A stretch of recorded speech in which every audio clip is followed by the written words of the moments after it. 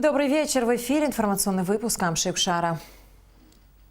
Актуальные вопросы сегодняшнего дня, в том числе разведка углеводородного сырья в Абхазии, деятельность майнинговых компаний в республике и другие, затрагиваются в интервью президента республики Рауля Хаджимба, которое глава государства дал абхазскому телевидению. Интервью смотрите сегодня в нашей программе, а сейчас небольшой отрывок из него. Тема достаточно хорошо известная, и эта тема получила начало еще в период после окончания войны. Мы хорошо помним те документы, которые были приняты в 1995 году, то постановление, которое регламентировало начало работ, связанных с как раз-таки Окумской скважиной и созданием экспериментального участка на территории Очимчирской нефтебазы.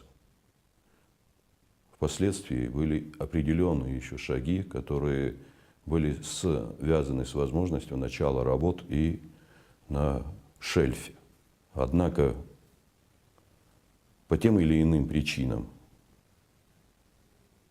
руководство Абхазии тогда ушло от этой темы, считая, что не наступило то время, которое позволило бы более эффективно работать в этом направлении. После нашего признания Российской Федерации были сделаны первые шаги в 2009 году с известной компанией «Роснефть», а в последующем в 2013 году были заключены соответствующие соглашения и с ННК, компанией ННК, и с тех пор этот процесс имеет соответствующее развитие. В период советской власти проводились соответствующие глобальные работы на территории Абхазии, связанные с поиском нефти и газа. Значительное количество скважин находится на территории Абхазии. Мы должны знать, в каком состоянии находятся эти скважины, что они могут дать на перспективу.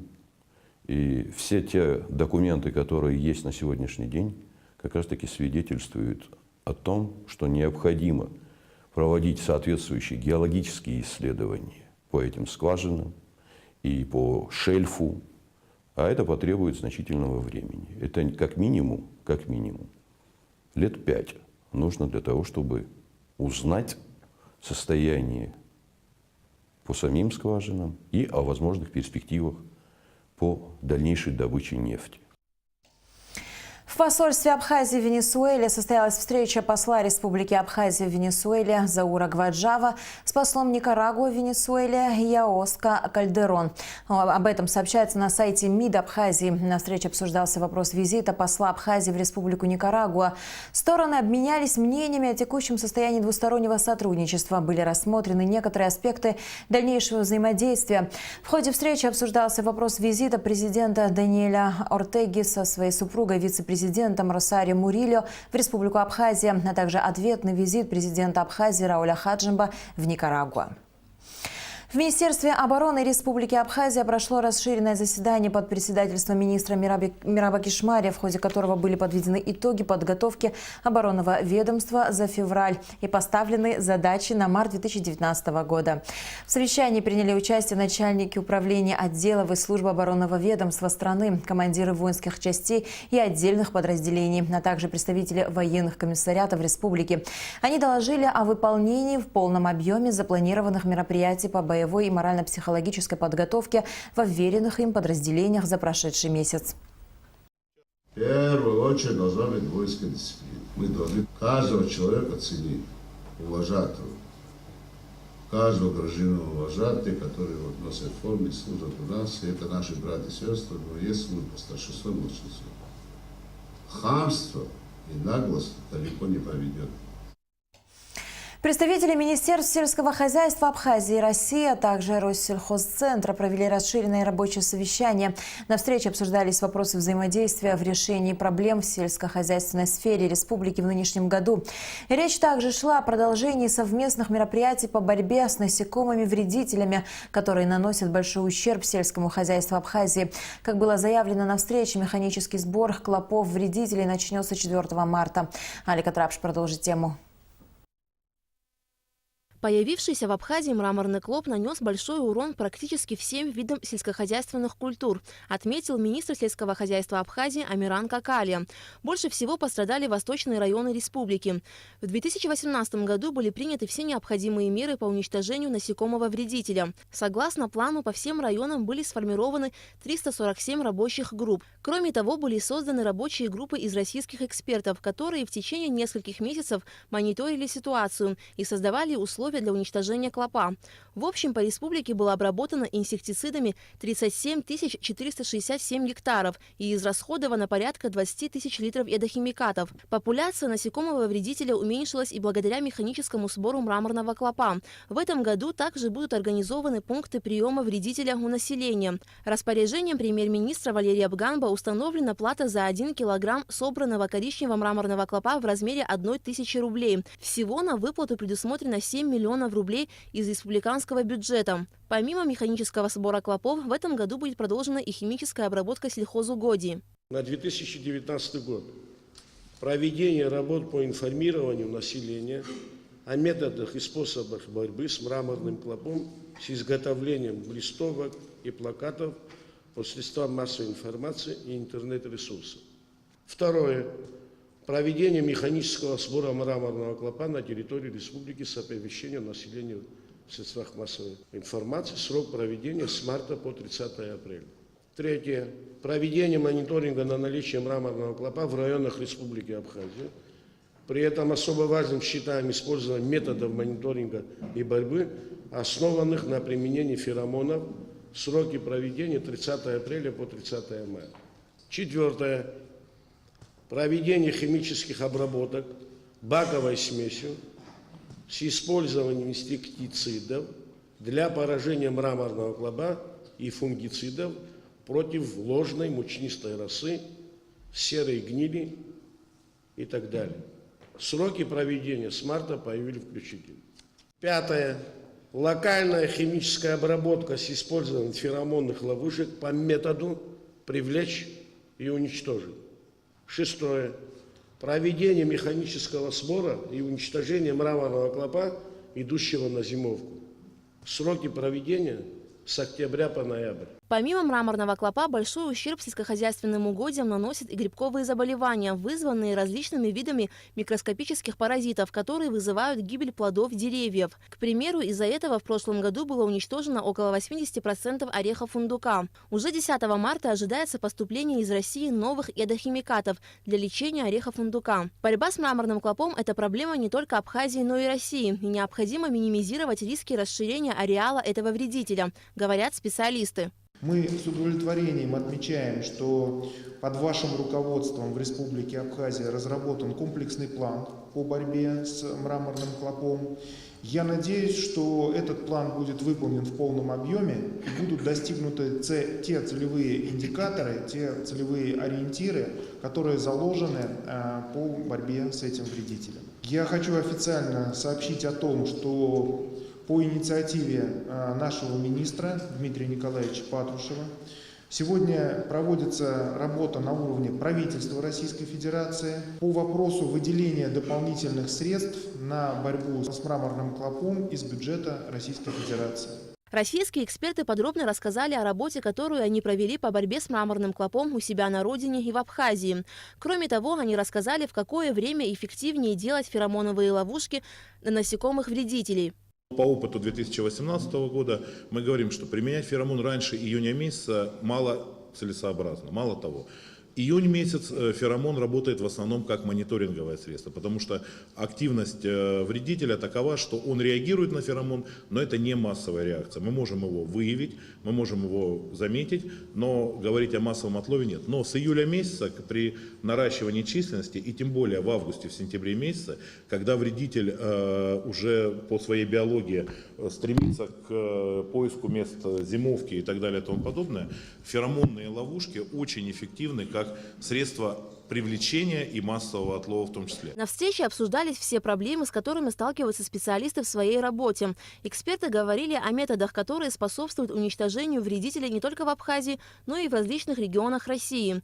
Делились приобретенным опытом и наметили планы по борьбе с мраморным клопом в нынешнем году. Алика Цапш, Степан Мартиросян, Руслан Орлов. Абхазское телевидение.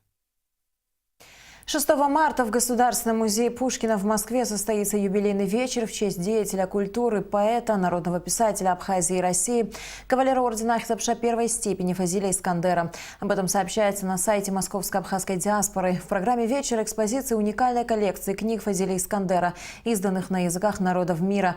Презентация нового сборника поэзии «Звездный камень». Поэзия Искандера прозвучит впервые в исполнении актера Вениамина Смехова. На сцене выступит народная артистка Абхазии и России Хибла Герзмава, детский московский ансамбль абхазского танца «Амцабс», а также друзья и почитатели творчества Фазиля Абдуловича. Вечер организован совместными усилиями Государственного музея Пушкина и Международного фонда культуры Фазиля Искандера «Стоянка человека» при содействии Московской абхазской диаспоры. А в Абхазском государственном университете состоялся международный круглый стол, посвященный 90-летию Фазиля Искандера. Это первая подобная встреча в череде предстоящих юбилейных мероприятий в нашей стране.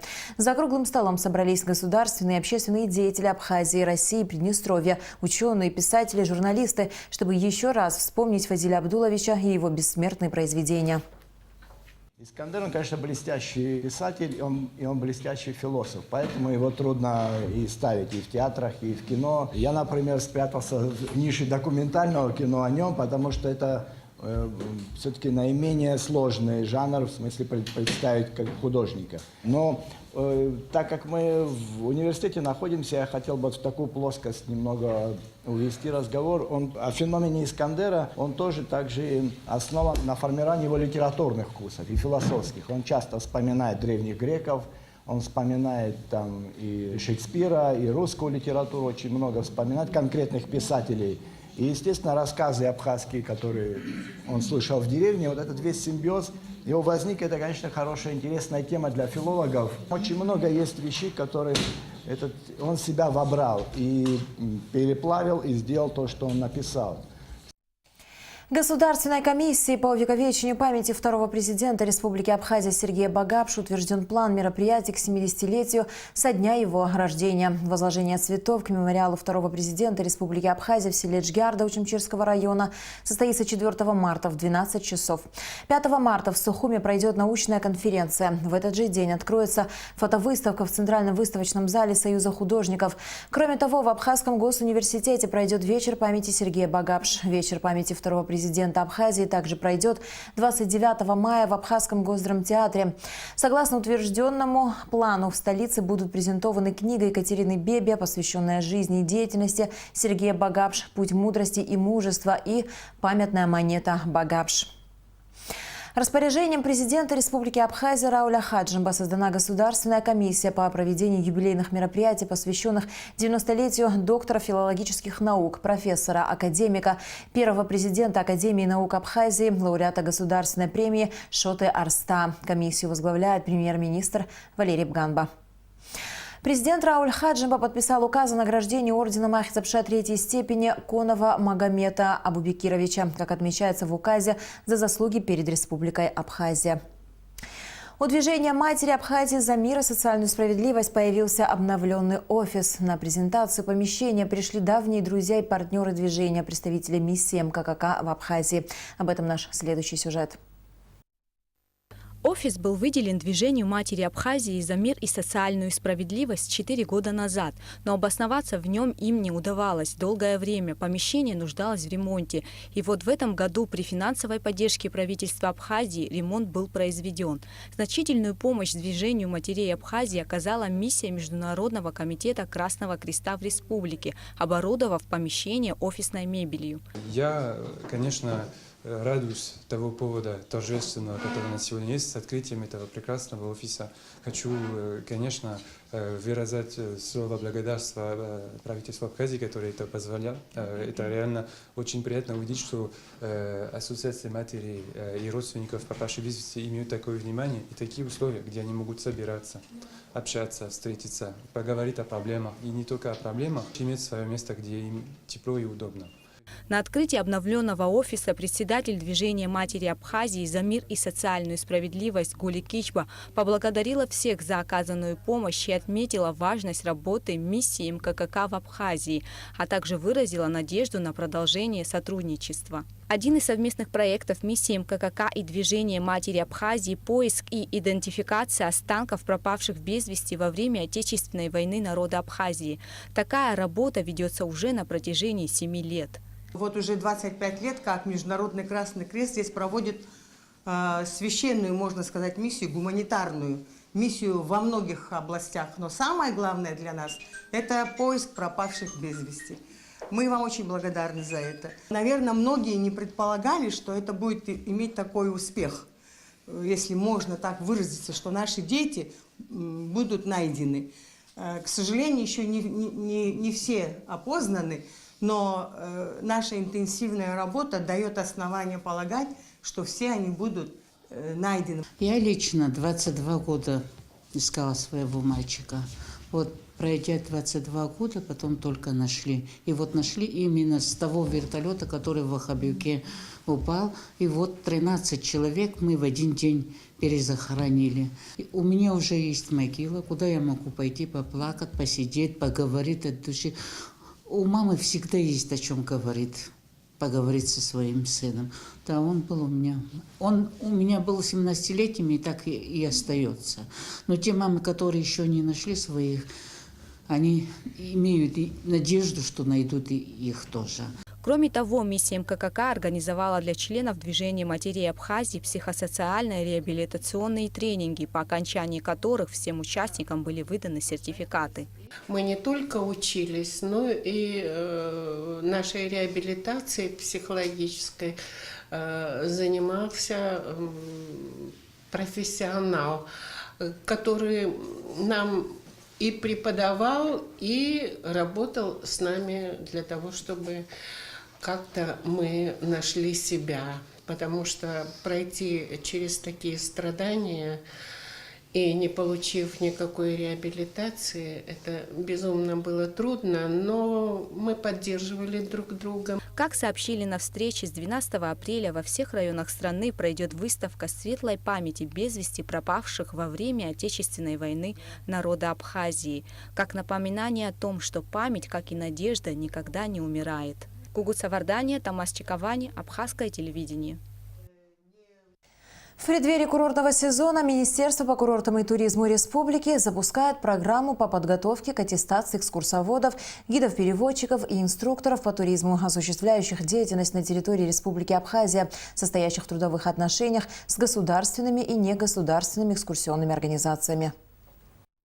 Аттестация проводится с целью повышения конкурентоспособности абхазского туристского продукта посредством повышения качества экскурсионного обслуживания, квалификации кадров в сфере туристской деятельности, а также ведения реестра, содержащего сведения об аттестованных экскурсоводах, гидах-переводчиках и инструкторах по туризму, осуществляющих деятельность на территории Абхазии. На основании общего положения об аттестации мы с 14 марта объявляем набор документов, то есть мы принимаем заявки всех экскурсоводов для прохождения аттестации экскурсоводов, гидов-переводчиков и инструкторов по туризму. Аттестация экскурсовода, гида-переводчика и инструктора по туризму проводится на территории Абхазии, непосредственно в Министерстве по курорту и туризму составляется общая аттестационная комиссия. Прохождение аттестации является обязательным для всех граждан Абхазии, претендующих на осуществление профессиональной деятельности на территории республики в качестве экскурсовода, гида-переводчика или инструктора по туризму. Аттестация проходит в несколько этапов. Прием аттестационных документов проходит в 2 этапа. То есть первоначально это первичная аттестация для первичная аттестация для новичков. Да, это те претенденты, которые в первый год хотят себя попробовать в этой роли. И повторная аттестация, она проводится с целью повышения стажа работы или, соответственно, повышения срока действия своего свидетельства и разделения ее, повышения категории. На сегодняшний день общее количество экскурсоводов на территории Абхазии составляет около 500 человек. Новое положение об аттестации экскурсоводов, гидов-переводчиков, инструкторов по туризму было введено в 2017 году. Исходя из этого, каждый желающий стать экскурсоводом должен пройти дополнительные курсы повышения квалификации, иметь соответствующее образование.